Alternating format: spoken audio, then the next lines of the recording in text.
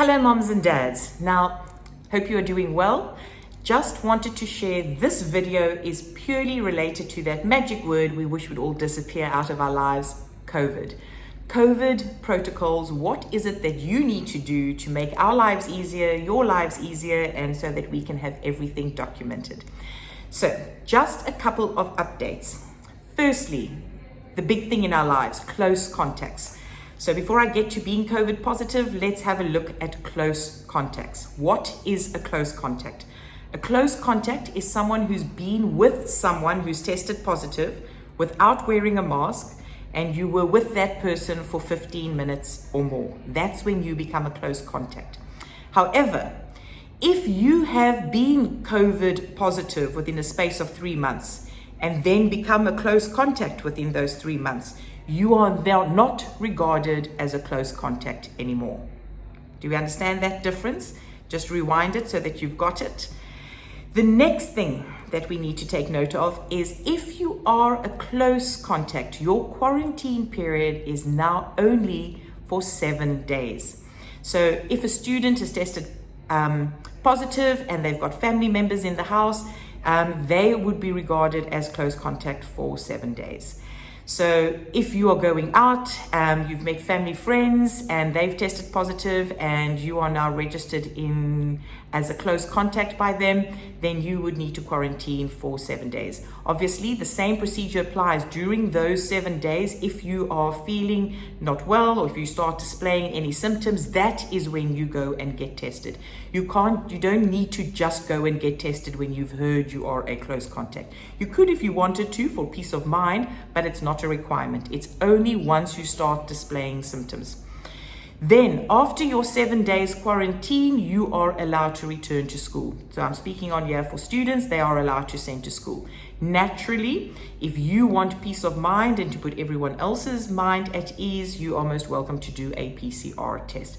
But it is not an expected, expected guideline from us. Having a look at some of the other points, you all know that we are now reduced in the class to 1 meter distance. In the past, when we would go outside, we were also at 2 meters, we are 1 meters that we are taking a look at. Masks are only removed for our grade 1 to 5 students and obviously secondary school when people are eating or you are doing a strenuous exercise. Some parents have asked me, the younger students, are they allowed to wear a face shield instead of a mask? The answer is no. KHDA has said you are allowed to wear a face shield if you are also wearing a mask. So that's up to you to decide how you would like to go about that as well. So what is it that we need from you?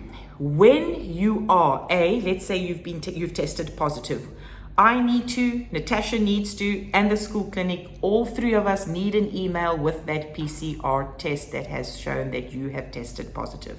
Because we have to complete an online system by the government to indicate when the test was taken, where the test was taken, etc., your Emirates ID and all of that type of information we need to put on the system. So we need that from you. I will share the email addresses again on the screen and in the email. You need to email 3 people. The 4th person, of course, could be the class teacher so that they also know about it. I know it's a lot of people, but it just makes sure that we are all getting the information. Now, if you have tested, if you've been registered as a close contact, we also need you to email those people, the class teacher, myself, Natasha, which is the pseki@dia.barsha email address, and Pamela at our clinic, so that we are all aware of it and we've got it. The next thing now is if you are being a close contact, if a student is a close contact, we move them on as distance learners. But now this is the change. The way in which we used to do distance learning has changed, because we now have everyone at school. Yes, everyone is at school. So there are no longer live streaming of lessons because the teacher's attention is 100% on the students in class. But what you need to keep in mind is by having your child registered as a close contact, it will not have a negative impact on their grades because this is something out of your control, as it is out of our control. So the teacher will upload work onto Toddle. They will check in with you to see how you are doing, but there are no live streaming of lessons. All right. It is just a 7-day period. In most cases, there's a weekend fall in, so it's not a lot of days. And I know that it's going to make it less stressful for all parties concerned that we don't have to worry about these, especially for our younger students. So, in a nutshell, before I get to that, travel declaration. As you know, you no longer need to declare if you have traveled. Students are allowed to return to school without a PCR test.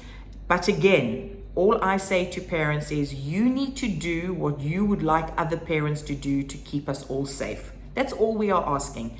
What would you like other parents to do to continue keeping our DIA Al Barsha community safe? We did a super job last year. Our parents were beyond awesome. So to the 257 new children that have joined us this year, we hope you are just as awesome as our returning parents. So in a nutshell, quarantine time is now 7 days, no longer 10 days. If you have tested positive within a space of 3 months and you are now registered as a close contact, you are not registered officially as a close contact and will not need to quarantine. If you have any further questions, as always, you need to email Natasha, myself, Pamela, and the class teacher. Again, I know it's a lot of people to keep in mind, but that way you know everyone has the information. To everyone, all I can say is stay negative, and we will get through this. We did last year. We are making strides, and our kids are doing super with it. Thank you for your support as always.